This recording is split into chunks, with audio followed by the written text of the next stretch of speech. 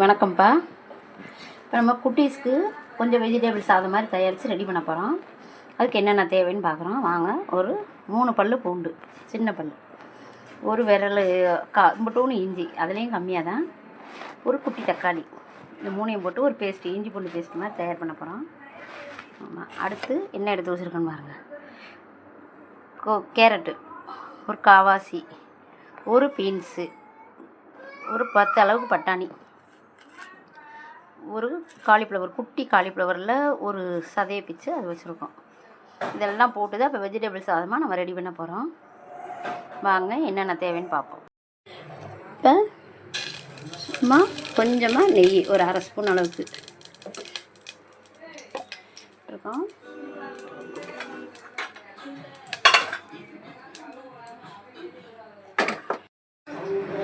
சும்மா 2-3 சோம்பு,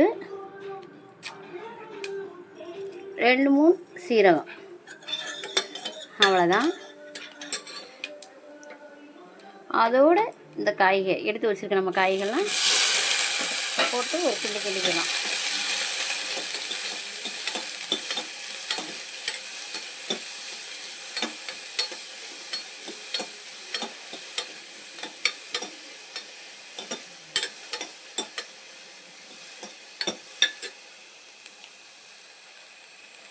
அதோட கொஞ்சோண்டு உப்பு,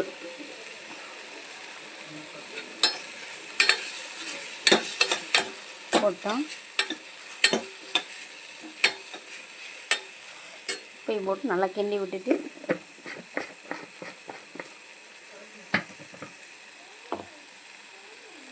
கொஞ்சமாக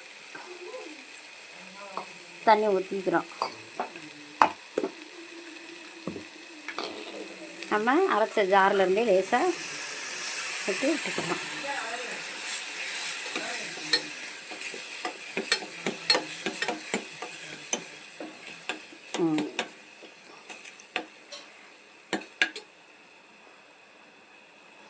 நல்லா ரெடி ஆகிடுச்சு.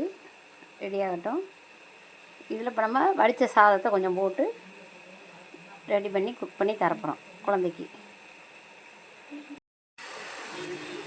நம்ம வடித்து வச்சுருக்க சாதத்தையும் இதில் போட்டுக்கிறோம். கொஞ்சமாக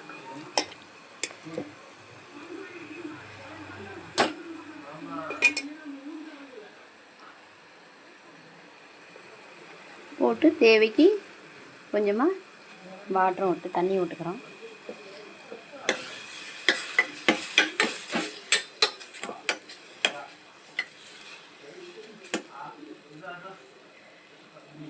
ரெடி ஆயிடுச்சு. ஒரு விசில் விட்டு இறக்கிற வேண்டியதுதான்.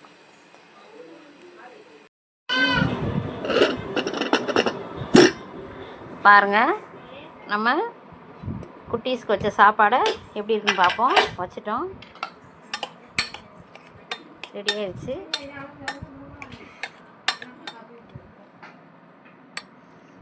இப்படியே லேசாக நெய் விட்டு மசிச்சு அப்படியே ஊட்டினோம்னா பிள்ளைங்க நல்லா சாப்பிடுங்க. நல்ல சத்தான சாப்பாடும் கூட இது. சரி, செஞ்சு பாருங்கள். பிடிச்சிருந்தா லைக் பண்ணுங்கள், ஷேர் பண்ணுங்கள், சப்ஸ்கிரைப் பண்ணுங்கள்.